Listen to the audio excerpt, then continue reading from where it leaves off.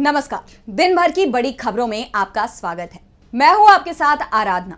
आज इस बुलेटिन में बात होगी वायनाड सीट से प्रियंका गांधी के नामांकन की, रूस में पीएम मोदी और शी जिनपिंग की मुलाकात की, देखेंगे महाराष्ट्र में एमवीए में सीट बंटवारे को, झारखंड विधानसभा चुनाव के लिए इंडिया की तैयारी को, जानेंगे यूपी उपचुनाव से पहले कैसे निषाद पार्टी ने बढ़ाई बीजेपी की मुश्किलें, और बुलेटिन के आखिर में देखेंगे जाने माने कार्टूनिस्ट इरफान की किस खबर पर पड़ी तिरछी नजर। लेकिन दिन भर की तमाम बड़ी खबरों से पहले एक नजर आज की सुर्खियों पर। दिव्यांगजनों पर मेहरबान दिल्ली सरकार, हर महीने मिलेंगे 5,000 रुपए, सीएम आतिशी ने ट्वीट कर दी जानकारी।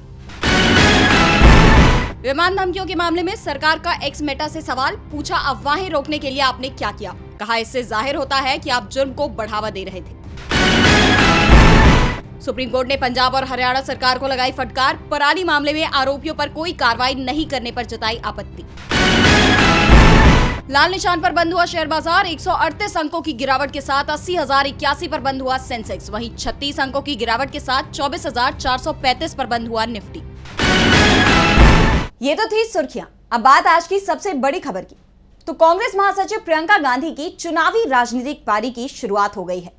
वायनाड लोकसभा सीट पर उपचुनाव के लिए प्रियंका ने अपना नामांकन दाखिल कर दिया है। इस दौरान उनके साथ राहुल गांधी, सोनिया गांधी समेत पार्टी के अन्य नेता नजर आए। इस दौरान उन्होंने रोड शो करते हुए जनता को भी संबोधित किया।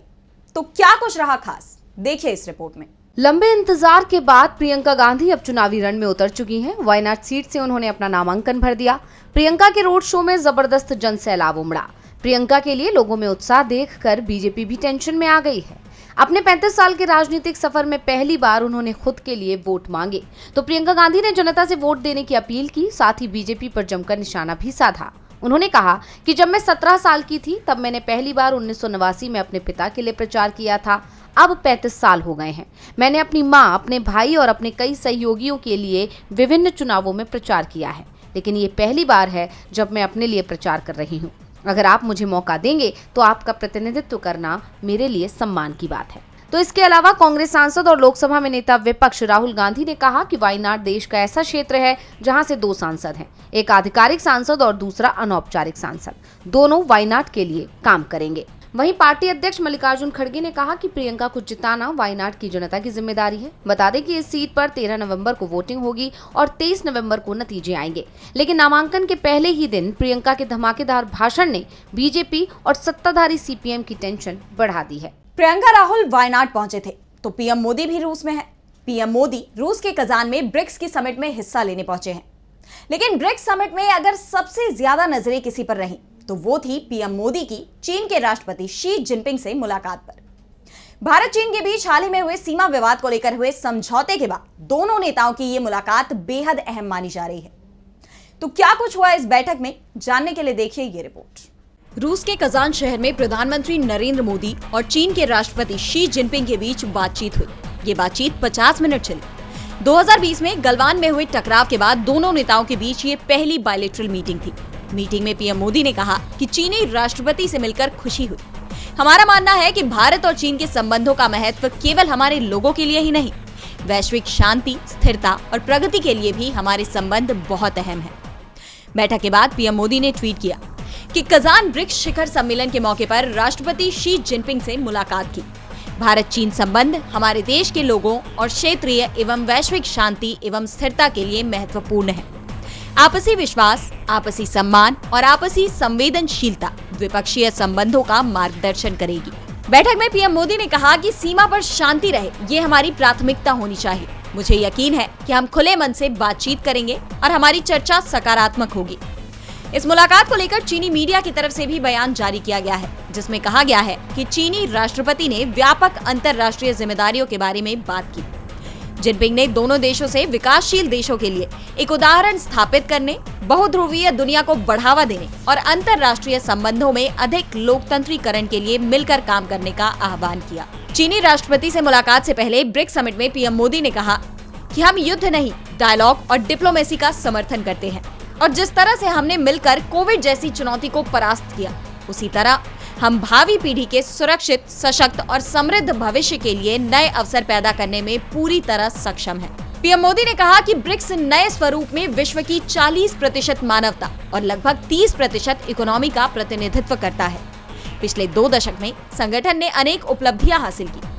मुझे उम्मीद है कि ब्रिक्स वैश्विक चुनौतियों के लिए और अधिक प्रभावी माध्यम बनकर उभरेगा। पीएम मोदी और शी जिनपिंग के बीच ये द्विपक्षीय बैठक पश्चिमी देशों की चिंता को बढ़ाता नजर आ रहा है। तो टेंशन महाराष्ट्र में महायुति गठबंधन में भी दिखाई दे रही है। सहयोगी दलों के बीच सीट बंटवारे पर पेच अभी भी सुलझ नहीं पाया है, जबकि विपक्ष के महाविकास अघाड़ी में सहमति बनती नजर आ रही है। एमवीए में सीटों का बंटवारा तय हो चुका है, तो कौन सी पार्टी कितने सीटों पर लड़ेगी चुनाव, जानने के लिए देखिए ये रिपोर्ट। महाराष्ट्र विधानसभा चुनाव के लिए महाविकास अघाड़ी गठबंधन के बीच समझौता हो गया है। समझौते में पश्चिमी महाराष्ट्र में एनसीपी शरद गुट, विदर्भ में कांग्रेस और मुंबई में शिवसेना उद्धव गुट को ज्यादा सीटें दी गई हैं। इसके अलावा मराठवाड़ा रीजन में तीनों ही दलों ने बराबर बराबर सीटें बांटी हैं। शिवसेना यूबीटी सांसद संजय राउत ने कहा कि तीनों दल 85-85 सीटों पर बराबरी से चुनाव लड़ेंगे। 18 सीटों पर अभी सहमति बनाई जा रही है और कुछ सीटें अन्य क्षेत्रीय पार्टियों को भी दी जा सकती हैं। सीट बंटवारे का ऐलान कभी भी हो सकता है। इस बीच शिवसेना यूबीटी ने 65 उम्मीदवारों की लिस्ट भी जारी कर दी है और एनसीपी की लिस्ट कभी भी जारी हो सकती है, तो कांग्रेस की लिस्ट 24 या 25 अक्टूबर को जारी होगी। एक तरफ महाविकास अघाड़ी में बात बन गई है, तो दूसरी तरफ महायुति गठबंधन में पेंच फंसा हुआ है। बीजेपी, शिवसेना शिंदे गुट और एनसीपी अजित गुट ने उम्मीदवार घोषित करना शुरू कर दिया है, लेकिन अभी तक सीटों का फॉर्मूला सामने नहीं आया। इस बीच मुंबई की 2 सीटों पर अलग से लड़ाई शुरू हो गई है। अणुशक्ति नगर की सीट एनसीपी को मिली है, लेकिन बीजेपी ने साफ कर दिया है कि अगर अजित पवार ने नवाब मलिक या उनकी बेटी सना मलिक को टिकट दिया तो पार्टी उनका समर्थन नहीं करेगी, और इसी के चलते अजित ने इस सीट पर उम्मीदवार घोषित नहीं किया है। दूसरी तरफ अंधेरी ईस्ट सीट को लेकर शिंदे और बीजेपी में टकराव चल रहा है। बीजेपी यहां से मुर्जी पटेल को टिकट देने पर अड़ी है, तो शिंदे स्वीकृति शर्मा को उम्मीदवार बनाने की तैयारी में है। स्वीकृति शर्मा के पति प्रदीप शर्मा एंटीलिया पर हुए धमाके के मामले में आरोपी है।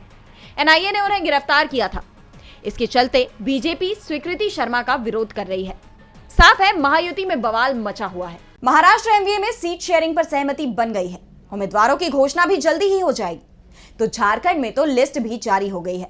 मुख्यमंत्री हेमंत सोरेन की पार्टी जेएमएम ने एक के बाद एक 2 लिस्ट जारी कर दी हैं, जिसे लेकर चर्चाएं काफी तेज है।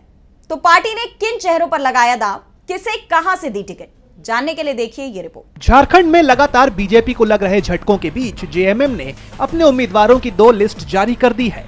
पहली लिस्ट में पार्टी ने 35 उम्मीदवारों के नामों का ऐलान किया है। इस लिस्ट में सीएम हेमंत सोरेन और उनकी पत्नी कल्पना सोरेन का नाम शामिल है।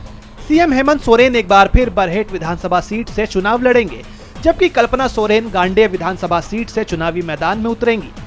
वहीं दुमका विधानसभा सीट से हेमंत सोरेन के छोटे भाई बसंत सोरेन फिर से चुनावी मैदान में होंगे। वहीं दूसरी लिस्ट की बात करें तो इसमें सिर्फ एक नाम को शामिल किया गया है और वो नाम है सांसद महुआ माझी का, जो कि रांची से चुनाव लड़ेंगी। बता दें कि जहां एक और जेएमएम लगातार अपने उम्मीदवारों के नामों का ऐलान कर रही है, तो वहीं चुनाव की तारीख नजदीक आते आते बीजेपी की हालत खराब होती हुई दिख रही है, क्योंकि हाल ही में जेएमएम ने बीजेपी के कई नेता झटक लिए हैं, जिसमें लुइस मरांडी का भी नाम शामिल है।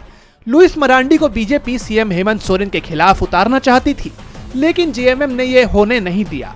बताते चले कि झारखंड में 2 चरणों में वोटिंग होनी है, जिसमें 13 नवंबर को पहले चरण और 20 नवंबर को दूसरे चरण की वोटिंग होगी। वहीं नतीजे 23 नवंबर को सामने आएंगे। झारखंड में हेमंत सोरेन ने पुराने चेहरों पर ही दांव लगाया है। इंडिया गठबंधन मजबूती से चुनाव मैदान में उतरा है, तो उत्तर प्रदेश में बीजेपी की राह आसान नजर नहीं आ रही। यूपी में 9 सीटों पर उपचुनाव हो रहा है, लेकिन चुनाव से पहले निषाद पार्टी बीजेपी के गले की फांस बनती जा रही है। दोनों दलों में सीटों के बंटवारे को लेकर खींचतान मची हुई है। तो किन सीटों पर फंसा पेच, जानने के लिए देखिए ये रिपोर्ट। यूपी में बीजेपी के सहयोगी दल विधानसभा उपचुनाव में सीटों की हिस्सेदारी के लिए दांव पेच में जुटे हुए हैं। इसमें खासकर निषाद पार्टी का पेच अभी तक फंसा हुआ है। सोमवार देर रात बीजेपी अध्यक्ष जेपी नड्डा और संजय निषाद की बैठक में कोई अंतिम निर्णय नहीं हो पाया। वहीं अब निषाद पार्टी के साथ सीटों के मसले को सुलझाने का जिम्मा नड्डा ने बीजेपी के महासचिव सुनील बंसल को दिया है और अब सुनील ने संजय निषाद और उनके बेटे प्रवीण निषाद के साथ बैठक की, लेकिन दावा किया जा रहा है कि ये बैठक भी बेनतीजा निकली। संजय निषाद और उनकी पार्टी इन दोनों ही सीटों को लेकर अड़ गए हैं। ऐसे में कहा जा रहा है कि सुनील बंसल ने दोनों सीटों को लेकर संजय निषाद से पूरी डिटेल ले ली है और उन्होंने ये भरोसा दिलाया है कि वे इस मुद्दे पर पीएम मोदी के दिल्ली लौटने पर उनसे बात करेंगे, क्योंकि वो अभी देश से बाहर हैं।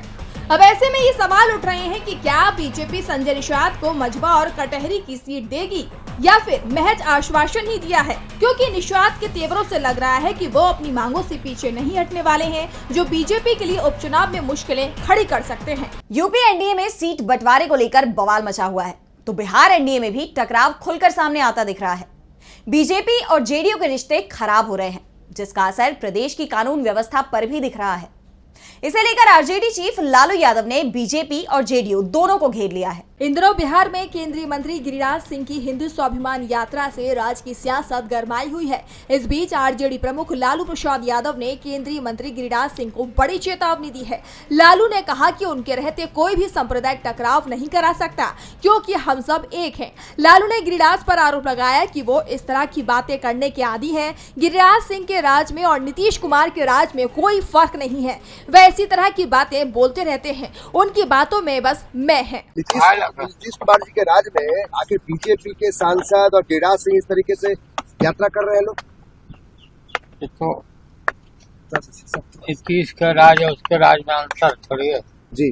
गिरिराज का हैबिचुअल है, इसी तरह का बात बोलते रहता है।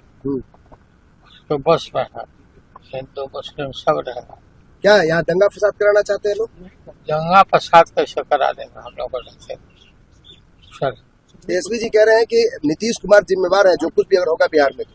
ठीक है, ठीक बोल रहे हैं। इसी के साथ लालू ने आरोप लगाया कि बिहार में जो लगातार घटनाएं हो रही हैं उसके जिम्मेदार नीतीश कुमार ही हैं। दरअसल गिरिराज सिंह ने सीमांचल में हिंदू स्वाभिमान यात्रा निकाली थी। इस दौरान उन्होंने मुस्लिम बहुल्य जिलों में जाकर हिंदुओं से एकजुट होने की अपील की।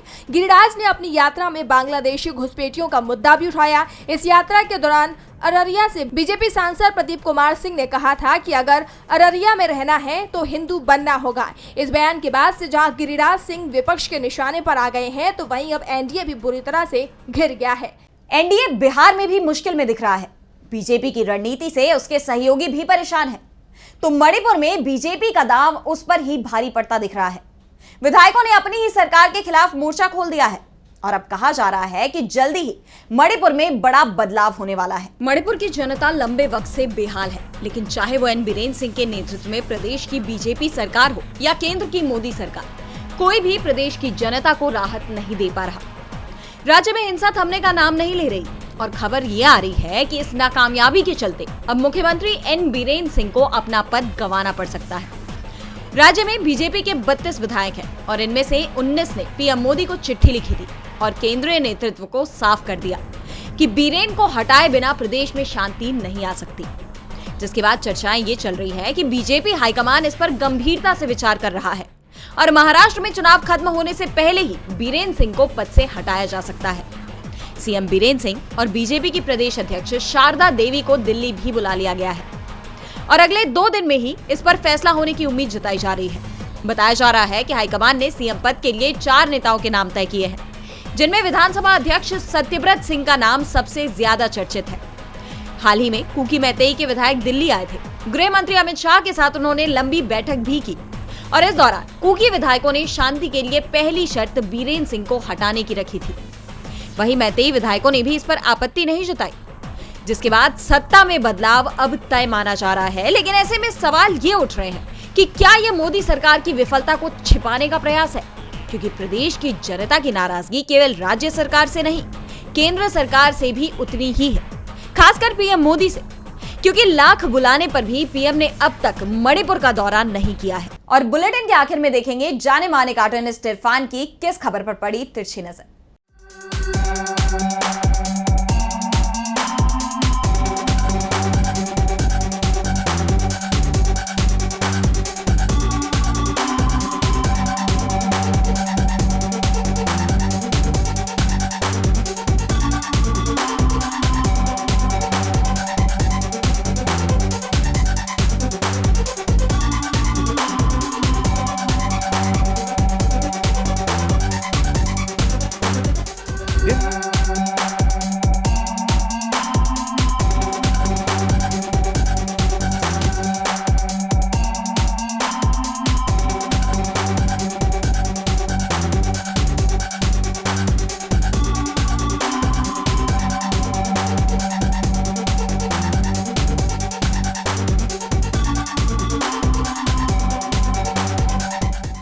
36 का आंकड़ा वाले अमित शाह और संजय राउत आपस में मिल गए हैं, क्योंकि चुनाव हैं। वही संजय राउत जिन्हें महीनों जेलों में डाला गया था, इस बार उनके सत्ता में आने की उम्मीद को शाह ने भांप लिया है। यही तो है, आएगा तो मोदी ही फॉर्मूला।